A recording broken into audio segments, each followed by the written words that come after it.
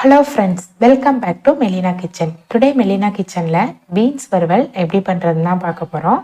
வாங்க இந்த ரெசிபி எப்படி பண்ணுறதுன்னு பார்க்கலாம். ஃபஸ்ட்டு இந்த ரெசிபி பண்ணுறதுக்கு ஒரு பேனில் 1.5 டேபிள் ஸ்பூன் எண்ணெய் சேர்த்துக்கலாம்.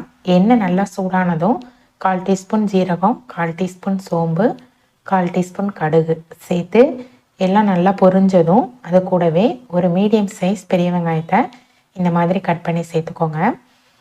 ஒரு கொத்து கருவேப்பிலை, இந்த ரெசிபிக்கு தேவையான அளவுக்கு உப்பு, அதுக்கப்புறமா 2 பல்லு பூண்டை தோல் உரிச்சிட்டு இந்த மாதிரி இடித்து சேர்த்துக்கலாம்.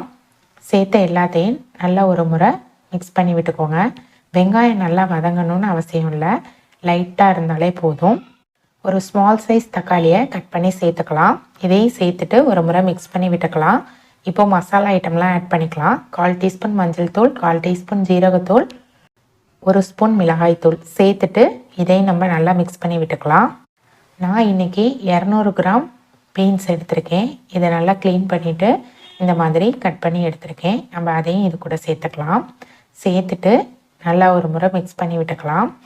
இப்போது இந்த பீன்ஸ் வேகிற அளவுக்கு தண்ணி சேர்த்துட்டு 1/4 கப் அளவுக்கு தண்ணி சேர்த்து ஒரு மூடி போட்டு மூடி இதை நல்லா குக் பண்ணி எடுத்துக்கலாம். இது ஒரு பக்கம் குக் ஆகட்டும். அதுக்குள்ளே நம்ம ஒரு மசாலா பேஸ்ட்டு ரெடி பண்ணிக்கலாம். ஒரு மிக்ஸி ஜாரில் 2 டேபிள் ஸ்பூன் அளவுக்கு தேங்காய் துருவல் சேர்த்துக்கோங்க. அது கூடவே 1/4 டீஸ்பூன் அளவுக்கு மிளகு சேர்த்துக்கோங்க. சேர்த்துட்டு நல்லா அரைச்சி எடுத்துக்கோங்க. இப்போது 3/4 அளவுக்கு வெந்திருக்கும். மூடியை ஓப்பன் பண்ணி பார்க்கலாம். இப்போ நம்ம அரைச்ச இந்த தேங்காயை இது கூட சேர்த்துட்டு நல்லா மிக்ஸ் பண்ணி விட்டு தண்ணி நல்லா வத்துற அளவுக்கு நல்லா குக் பண்ணி எடுத்துக்கலாம். இப்போ மூடியை ஓப்பன் பண்ணி பார்க்கலாம். தண்ணியெல்லாம் நல்லா வற்றிட்டு பீன்ஸ் நல்லாவே குக் ஆகிருக்கு.